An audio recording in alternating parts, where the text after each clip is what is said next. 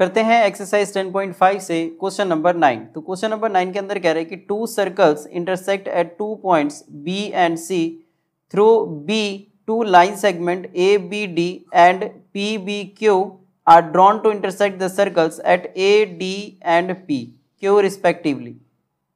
Prove that ACP is equal to angle QCD। तो यहाँ पे ये दिया गया कि जो दो सर्कल्स हैं ये इंटरसेक्ट करते हैं पॉइंट्स यहाँ पर B और C पे, ये इंटरसेक्ट कर रहे हैं और यहीं से जो दो लाइंस है ABD और PBQ ये एक दूसरे को इंटरसेक्ट करते हैं सर्कल पे ADP और Q पे। तो ADP और Q पे ये सर्कल को इंटरसेक्ट करते हैं और हमें प्रूफ करना है कि जो ACP है, जो ये एंगल है, ये QCD के बराबर है, मतलब इस एंगल के बराबर है। तो करते हैं इस क्वेश्चन को सॉल्व। तो यहाँ पर अगर इस डायग्राम को हम दोबारा से देखें तो इस क्वेश्चन के अंदर कह रहा है कि यहाँ पे जो ये दोनों सर्कल है वो B और C पे ये इंटरसेक्ट करते हैं और यहाँ से जो ये लाइन है PBQ और ABD ये दोनों एक दूसरे को B पे इंटरसेक्ट करते हैं। तो यहाँ पे इस क्वेश्चन के अंदर हमें ये प्रूफ करना है कि जो एंगल ACP है वो QCD के बराबर है। तो इस क्वेश्चन को हम करते हैं प्रूफ। तो प्रूफ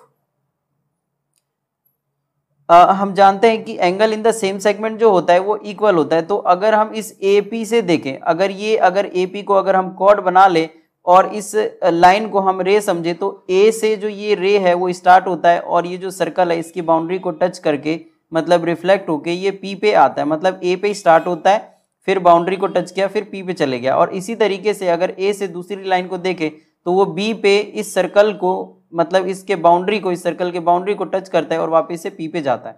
तो ये जो AP है, AP से दो लाइन स्टार्ट हो रहा है और दोनों लाइन यहाँ पे रिफ्लेक्ट करने के बाद में P पे यहाँ पे एंड हो रहा है। तो इसका मतलब angle in the same segment, मतलब जो ये एंगल है और जो ये एंगल है ये इक्वल हो जाएगा bye angle in the same segment. और इसी तरीके से अगर हम इस वाले सर्कल के अंदर देखें तो Q और D जो है अगर इसको हम ज्वाइन करें तो ये कॉर्ड बन जाएगा और इसी कॉर्ड के एक पॉइंट से दो लाइन, एक है इधर से QC और इधर से है QB, तो ये दोनों इस सर्कल के बाउंड्री को C पे और B पे ये दोनों रे टच करके और ये D पे एंड हो जाता है। तो अगर मैं इसको अगर एरो से बनाऊं तो ये इस तरीके से जाके और यहाँ पे ये एंड हो गया, मतलब D पे, और यहाँ पे अगर ये जाएगा तो फिर ये B पे मतलब ये रिफ्लेक्ट करने के बाद में वापस ये D पे एंड हो जाएगा। तो इस दोनों लाइन को अगर आप देखो तो ये बना रहा है angle in the same segment, मतलब ये एंगल और ये एंगल यहाँ पर इक्वल हो जाएगा।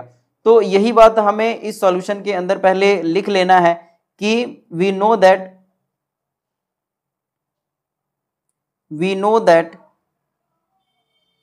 कि जो ये एंगल होता है, angle in the same segment, ये इक्वल होता है एंगल इन द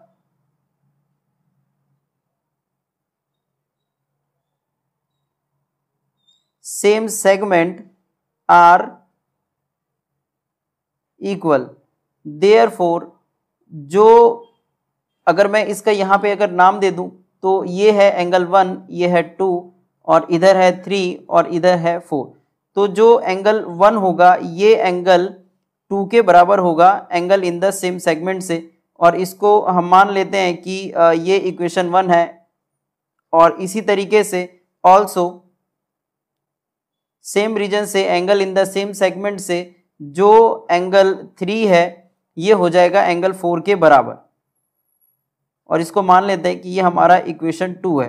बट जो एंगल 2 है ये एंगल 4 के बराबर है क्योंकि यहाँ पर जो PBQ है वो ABD को इंटरसेक्ट करता है B पे। तो जो आमने सामने का जो एंगल है ये बराबर होगा, इसको हम बोलते हैं वर्टिकली अपोजिट एंगल। तो वर्टिकली अपोजिट एंगल से जो एंगल 2 है वो एंगल 4 के बराबर हो गया। तो देयरफॉर जो ये एंगल है, एंगल 1 और एंगल 3, हम बोल सकते हैं कि ये भी इक्वल होगा, एंगल 1 एंड एंगल 3 ये भी इक्वल होगा from first and second, from first and second. और क्योंकि हमें एंगल 1 और एंगल 3 को प्रूफ करना था कि ये दोनों बराबर है, तो एंगल 1 जो है यहाँ पर ये है ACP और जो एंगल 3 है वो है QCD और ये एंगल 3 है। तो वही चीज हमें प्रूफ करना है। तो देयरफॉर या 10 जो एंगल ACP है ये बराबर हो जाएगा एंगल QCD के। तो इस तरीके से जो क्वेश्चन नंबर 9 है हम इसको सॉल्व कर लेंगे।